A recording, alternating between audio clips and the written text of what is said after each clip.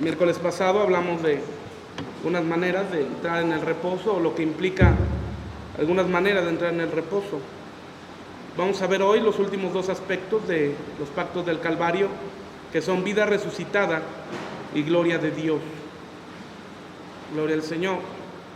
¿Por qué es tan importante? Ustedes van a notar específicamente, y más los miércoles, que voy a estar enseñando constantemente los 7 pactos del Calvario, constantemente. En alguna ocasión voy a hablar específicamente en el Salmo 103, en el Salmo 127, en el Salmo 91, el Salmo 23 y diferentes salmos como corroboran de una manera gloriosa los 7 pactos del Calvario. Y los vamos a enseñar de una manera continua, de una manera constante, por una razón sencilla pero gloriosa. Los 7 pactos del Calvario tienen que ser aspectos, virtudes, atributos que tú y yo como cristianos, como hijos de Dios, tenemos que manejar de una manera práctica y de una manera sencilla. Los pactos del Calvario no fueron hechos solamente, o Dios no los reveló, mejor se ha dicho, para que sean de una manera dogmática solamente, que forman parte de nuestra doctrina, sino específicamente para que la iglesia pueda vivirlos de una manera práctica. Y primero tenemos que conocerlos de una manera dogmática o a título de doctrina. Y una vez que podamos conocerlos, los podamos vivir. ¿Por qué es tan importante? Porque cada uno de los pactos nos van a elevar a una gloria mayor. El apóstol Pablo dice en Corintios que somos transformados de gloria en gloria.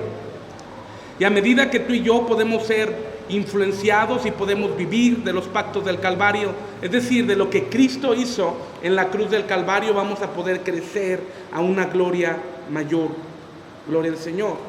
Vamos a la primera cita bíblica para entrar en la sexta virtud del Calvario, o en la sexto pacto del Calvario, que es Romanos 8, 19 a 25.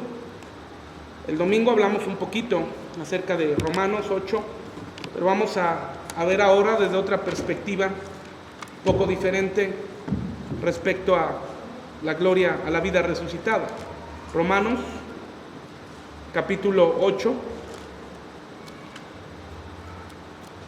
versículo 19 al 25, dice: porque el anhelo ardiente de la creación es el aguardar la manifestación de los hijos de Dios.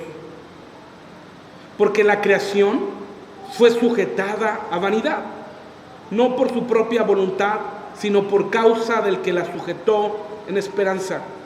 Porque también la creación misma será libertada de la esclavitud de corrupción a la libertad gloriosa de los hijos de Dios. Porque sabemos que toda la creación gime a una, y a una está con dolores de parto hasta ahora. Y no solo ella, sino que también nosotros mismos, que tenemos las primicias del Espíritu, nosotros también gemimos dentro de nosotros mismos, esperando la adopción, la redención de nuestro cuerpo. Y en este segundo apartado de adopción, ya sabemos cuando habla la Biblia que Dios no nos ha dado un espíritu de adopción. Ya aprendimos del proceso que implica la adopción.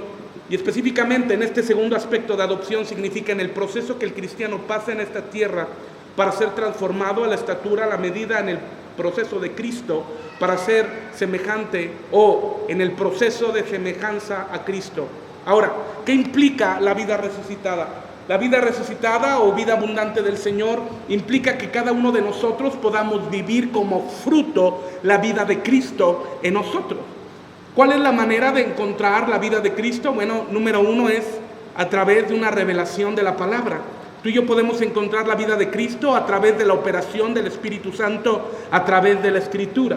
Cada vez que tú lees los evangelios de una manera específica y de una manera amplia, desde Génesis hasta Apocalipsis, porque toda la palabra de Dios, toda la Biblia habla de Cristo mismo.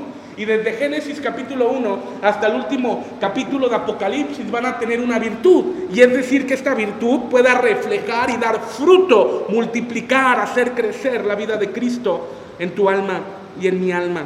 Ahora, la vida abundante de Cristo es un llamado que cada uno de nosotros tenemos. Hace un par de domingos enseñamos acerca de los llamamientos del Espíritu.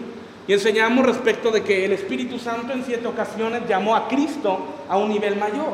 Ustedes recordarán que hablamos de los 7 llamamientos del Espíritu. Los que no se acuerdan es porque no anotan, ¿verdad? Por eso hay que estar enseñe lo mismo. ¿Cuáles son los 7 llamamientos del Espíritu?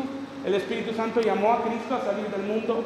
En el versículo que dice de Cristo, llamé a mi Hijo, después al sacerdocio ungido, después a la responsabilidad, después a vencer la tentación, al ministerio ungido, a la vida abundante, y finalmente el 7º llamado de Cristo, del Espíritu Santo a Cristo, que es el llamado al trono. Y de la misma manera que Dios, el Espíritu Santo, trajo un llamado a Cristo, el 6º llamado, que fue el llamado a la vida abundante, de la misma manera el 6º pacto del Calvario es un llamado a través de un pacto que el Señor hizo en la cruz del Calvario para que tú y yo podamos vivir en la estatura y en la medida de Cristo. Si tú y yo intentamos, quiero que le pongan mucha atención en esto, si tú y yo intentáramos vivir la vida de Cristo en nuestras fuerzas, ¿alguien podría? No, es imposible. Es totalmente absurdo e inaudito pensar que alguien puede alcanzar la estatura de Cristo en sus fuerzas o en sus maneras. Ahora, y aquí es un principio donde tenemos que dejar atrás el esfuerzo propio. Aquí es un principio donde la iglesia tiene que aprender a dejar de esforzarse en sus propias maneras. La iglesia, tú y yo tenemos que aprender a dejar de depender de lo que podemos hacer y comenzar a depender de lo que Dios puede hacer. ¿Qué es lo que Dios puede hacer? Todo. ¿Qué es lo que el hombre puede hacer a través de sus habilidades? Nada. Pero el hombre insiste, o insistimos, mejor se ha dicho, en hacer las cosas a nuestra manera, a nuestra forma, en nuestra capacidad, en nuestro intelecto. Y a medida que el cristiano crece en su sabiduría humana y en su sabiduría práctica, disminuye la vida de Cristo. Pero a medida que tú y yo renunciamos a la sabiduría humana y nos arrojamos totalmente a la sabiduría de Cristo, podemos crecer en su abundancia. El claro ejemplo es el apóstol Pablo. El apóstol Pablo era doctor de la ley.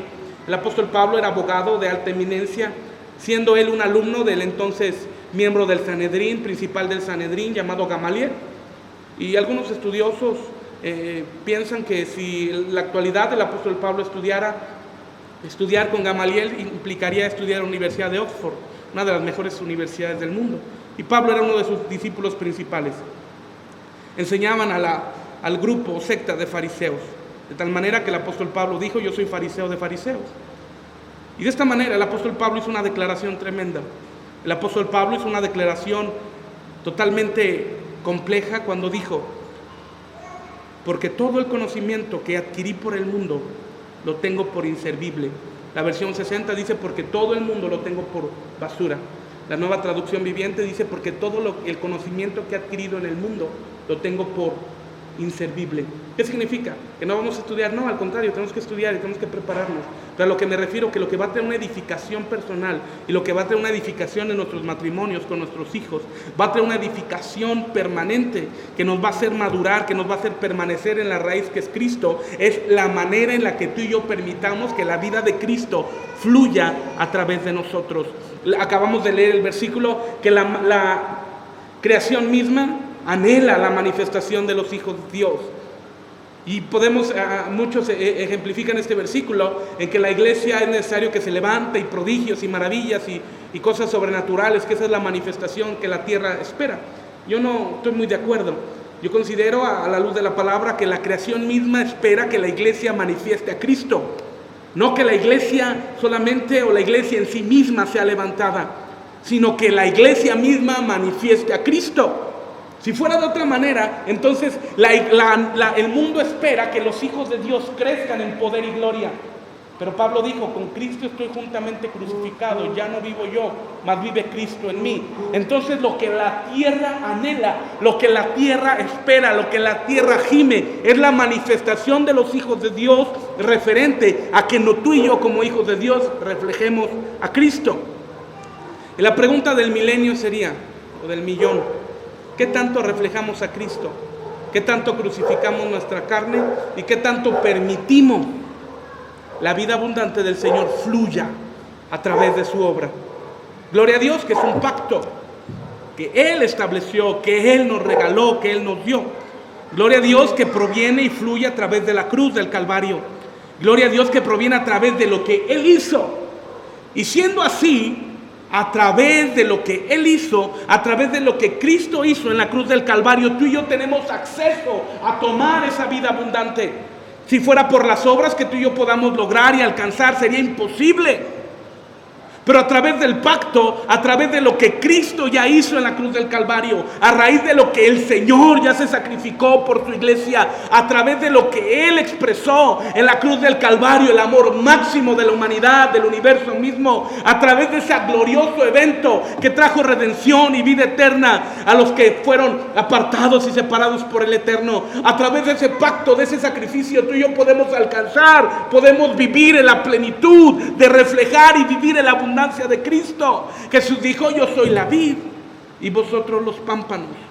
Y la savia corre del árbol al fruto, no del fruto al árbol.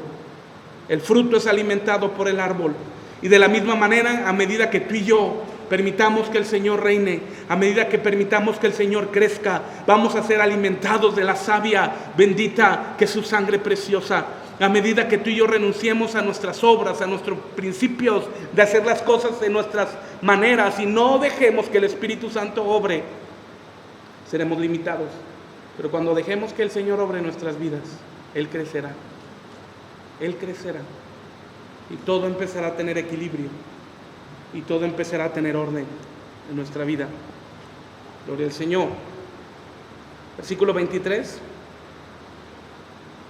Y no solo ella, sino que también nosotros mismos, que tenemos las primicias del Espíritu, nosotros también gemimos dentro de nosotros mismos, esperando la adopción, la redención de nuestro cuerpo. Hay algo en nuestro interior que el Espíritu Santo pone, y es el crecer. Pueden pasar los años, días o meses, y pareciera que las tormentas pueden apagar eso. Pueden apagar una pasión, un fuego que hay por buscar al Señor. Pero el Espíritu Santo, a través de la vida de Pablo, nos dijo: hermanos, no apaguéis el Espíritu. Espíritu, y ejemplificado de esta manera, es como si fuera una flama de fuego. El Espíritu Santo no es fuego, una manifestación de Él, pero el Espíritu Santo es una persona. Y si tú tienes una lámpara, una antorcha, mejor se ha dicho, y viene lluvia y no está preparada la lámpara para la lluvia, se va a apagar. De la misma manera en nuestras vidas, si no estamos preparados para las lluvias, para las tormentas, inclusive en algunos momentos inundaciones, esa antorcha se va a apagar. Pero si estamos preparados y estamos conscientes y estamos descansando y reposando en el Señor, como vírgenes prudentes, podrán venir las lluvias, podrán venir las tormentas y podrán venir inundaciones. Y esa antorcha no se apagará, sino que esa antorcha se convertirá en una zarza que arde, que no consume, sino que vive hasta que el Señor venga. Y esto es tan importante, la vida resucitada, amados, es tan importante, la vida abundante del Señor, es tan trascendente. Y yo me atrevería a decir que solamente aquellos cristianos, y con el temor de Dios lo digo, un temor muy reverente, que solamente aquellos cristianos que hayan alcanzado o que luchemos por alcanzar la vida abundante del Señor, la vida resucitada, seremos la novia del Cordero. Porque hasta este lugar es una plenitud. Hasta este momento es un lugar donde la iglesia va a alcanzar una plenitud sublime. Antes no. Antes estará luchando con la justificación, el poder creer en su corazón que es hijo de Dios. Estará en el proceso de la santificación. Sin justificación, evidentemente, no hay santificación, no se puede. Y estará en una lucha constante, como hay una lucha en el llamado a vencer la tentación. Hay una lucha constante con vivir apartados en la plenitud de Cristo. Habrá una lucha en la área corporal hasta que descansemos en la sanidad divina y después venga la salud divina y podamos entrar en el reposo del Señor. Pero una vez que hemos entrado en el reposo, en la paz de Cristo, podemos entrar en la vida abundante y entonces estaremos siendo candidatos, apenas candidatos a ser novia del Cordero.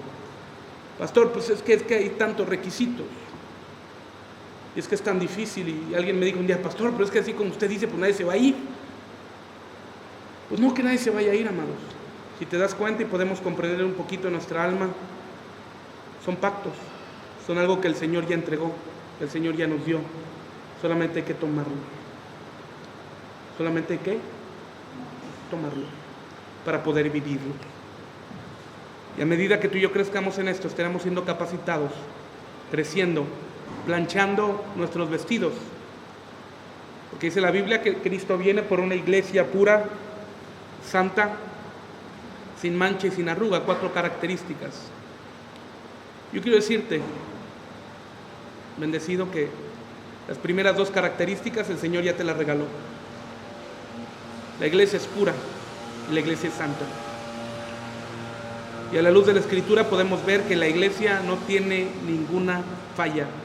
La iglesia es perfecta. Por eso las segundas características tienen que ver estrictamente con nuestro carácter. Las segundas 2 características por las que viene el Señor tiene que ver estrictamente con nuestra dependencia de Cristo y en la plenitud de vivir en el 6º pacto del Calvario, que es la vida resucitada.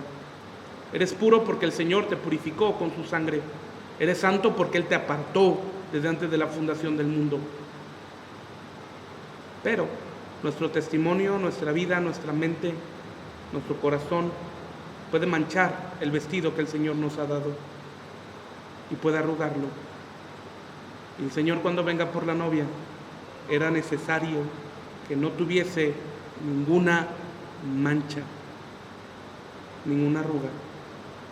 Y es curioso que el Señor Jesús, que el Maestro, que mi Señor no dijera: vengo por una iglesia que no esté sucia o limpia, porque cuando Él entregó su alma y su espíritu en la cruz del Calvario, la traducción 60 dice: consumado es. El original griego dice tetelestai. Tetelestai, que significa perfecto, sin defecto, sin mancha. Esa es la posición en que Cristo dejó a la iglesia, pura y santa, sin mancha y sin arruga.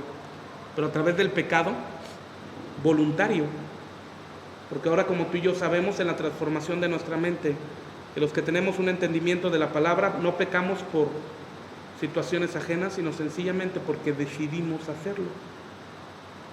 Y esos pecados que decidimos hacer manchan nuestro vestido, arrugan nuestra ropa. En su momento serán impedimentos para ser la novia del Cordero. Salmo 103:5, por favor.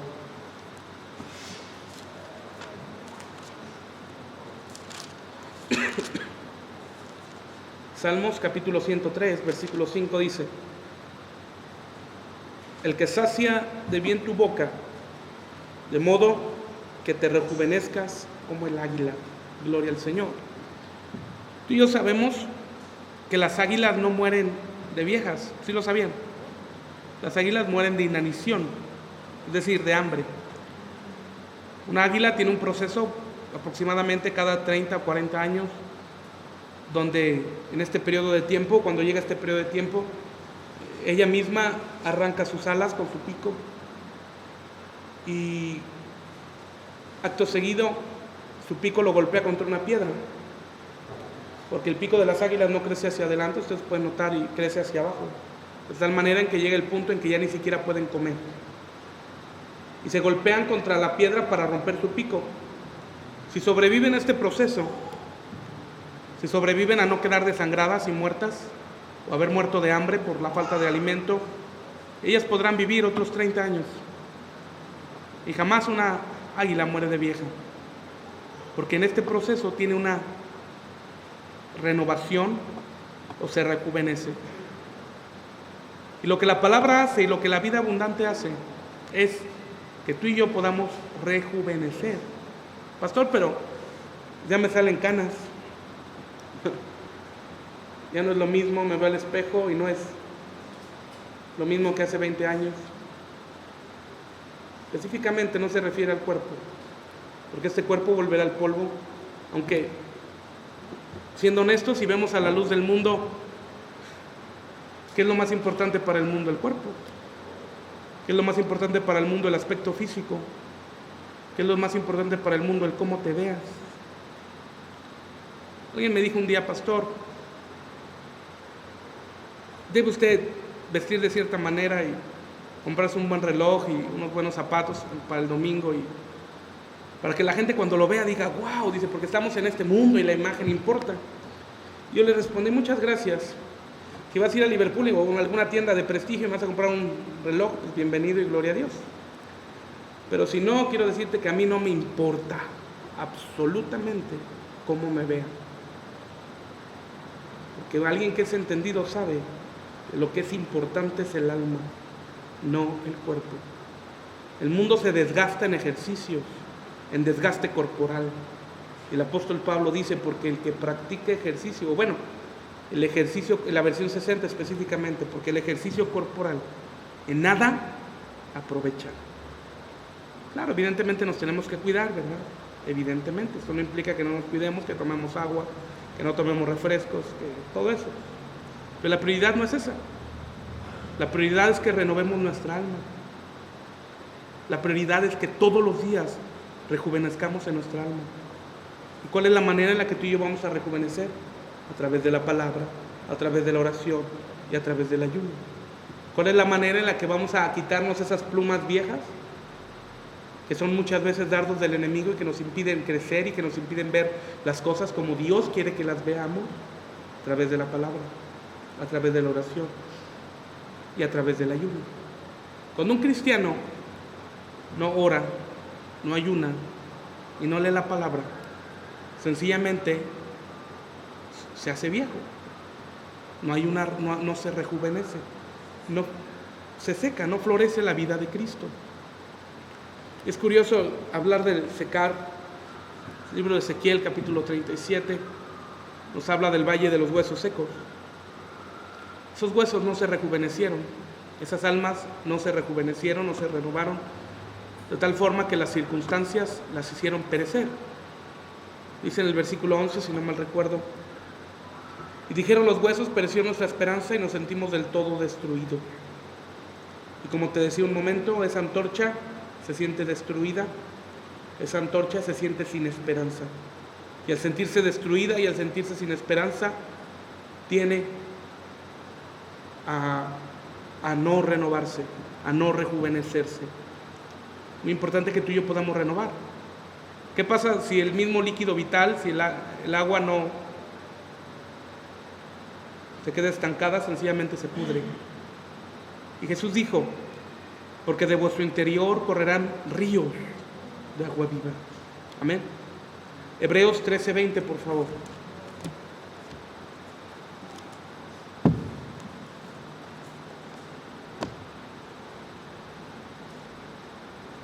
Libro de Hebreos, capítulo 13.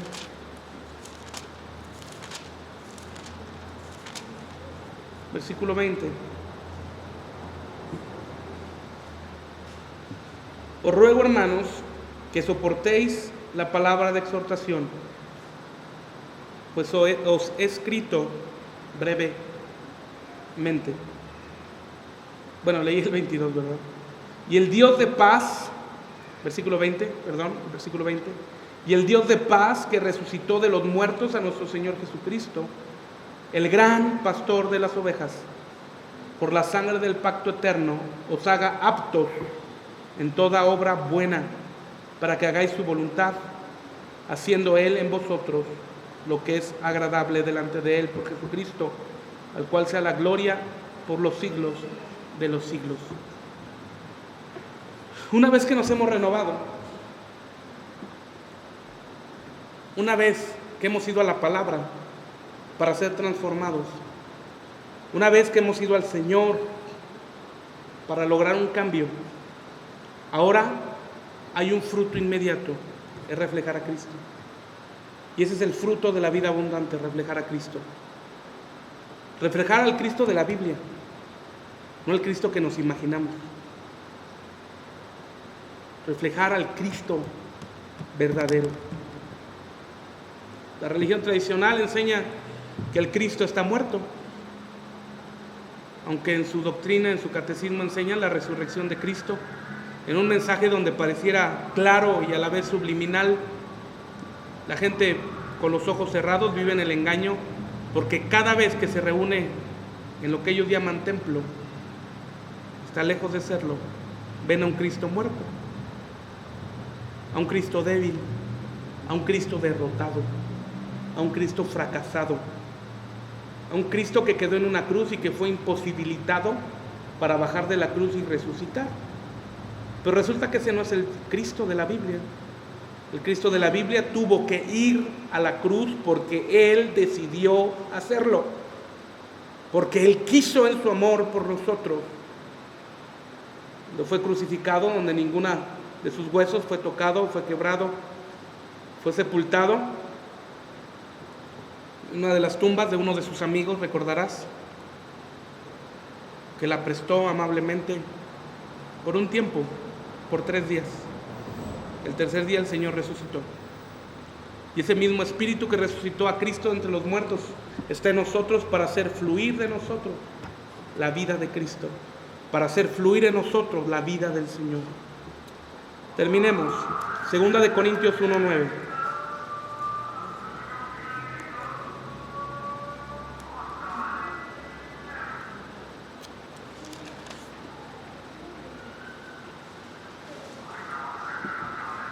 Segunda de Corintios 1:9. Pero tuvimos en nosotros mismos sentencia de muerte, wow, para que no confiásemos en nosotros mismos, sino en Dios, que ¿qué? Qué texto glorioso, ¿verdad? Subrayenos si traen con qué subrayar. Wow, segunda de Corintios 1:9. Pero tuvimos en nosotros mismos sentencia de muerte. Di conmigo, antes de Cristo, si el Señor no me hubiera elegido, ¿no los escucho? Antes de Cristo, ¿no los escucho? Como si no quisieran ir a ver el partido de los Tigres. Antes de Cristo. Mire, la hermana ya se va, mire, yo creo que le debe gustar mucho el fútbol. Todos véanla, miren, acúsenla. Antes de Cristo todos teníamos una sentencia de muerte. Y tristemente los que no fueron elegidos por el Señor siguen en esa sentencia. El infierno, por un tiempo, y posteriormente pasar al lago de fuego. Pues sigue diciendo el apóstol Pablo, pero tuvimos en nosotros mismos sentencia de muerte para que no confiásemos en nosotros mismos. Y el hombre lo que más hace es confiar en sí mismo, en lo que hace, en lo que puede, en lo que quiere. Y esa dependencia de lo que tú quieres, de lo que tú puedes, de lo que tú alcanzas, recuerda y hace reverdecer al viejo hombre. Por eso hace la aseveración el apóstol Pablo. Porque antes teníamos una sentencia de muerte, porque se confiaba en las obras. Por eso de tal manera es tan trascendente esto, porque el apóstol Pablo dice, porque si viene otro, le dice Pablo a los Gálatas, si viene otro y predica otro evangelio, sea anatema, traducido al español, sea maldito. ¿Y qué es otro evangelio? Sencillamente alguien que venga a predicar un evangelio de obras y que enseñe heréclitamente, o siendo una herejía, pues, que las obras son necesarias para alcanzar redención. Y es totalmente un engaño, no es bíblico, es satánico, porque aleja de Cristo y hace el hombre el centro de la salvación, o el causante. Pero el apóstol es muy claro, para que no confiásemos en nosotros mismos, sino en Dios, que resucita de los muertos. ¿Cuál es la manera en la que vamos a poder entrar en la vida resucitada? En la abundancia que Cristo quiere para nosotros, en el llamado a la vida abundante, es renunciando a nosotros mismos para dejar que Cristo viva a través de nosotros. ¿Y cómo podemos renunciar a nosotros mismos? ¿Y cómo podemos dejar que el Señor viva en nosotros? Sencillo, crucificando nuestra carne. Gálatas 2:20 dice, con Cristo estoy juntamente crucificado, ya no vivo yo, mas vive Cristo en mí. Y lo que ahora vivo en la carne, lo vivo en la fe del Hijo de Dios, que me amó, se entregó y dio su vida por nosotros. Esa es la forma: morir y resucitar en Cristo. Y algo que es glorioso, y quiero insistir en esto, es un pacto. El apóstol Pablo en su carta a los Romanos nos dice, porque vosotros estáis muertos al pecado, pero han resucitado en Cristo. Estamos muertos al pecado, el pecado ya no tiene poder sobre nosotros. o ya no debiera, más bien, ya no debiera tener poder sobre nosotros. Porque dice la palabra también, en el primer Adán, porque lo que el pecado entró, la muerte entró por uno, mucho más abundante la vida entró por Cristo. Amén. Pónganse de pie, por favor, un momento. Cierra tus ojos. Amado Espíritu Santo, yo te pido que tu gracia, tu favor sea con nosotros, ayudándonos. Y que haya una suministración a nuestra alma para poder, Señor, recibir, vivir en el bendito pacto del Calvario. Alumbra nuestro entendimiento. Alúmbranos, Señor, para poder vivir, Señor, en esto. En el nombre de Jesús, Señor, con todo el corazón. Bajo la operación de tu Espíritu Santo, trae esta revelación a nuestra alma. En el nombre de Cristo Jesús, Señor. Para vivir en el estándar y en la plenitud que tú anhelas para nosotros. En el nombre de Cristo. Amén. Amén.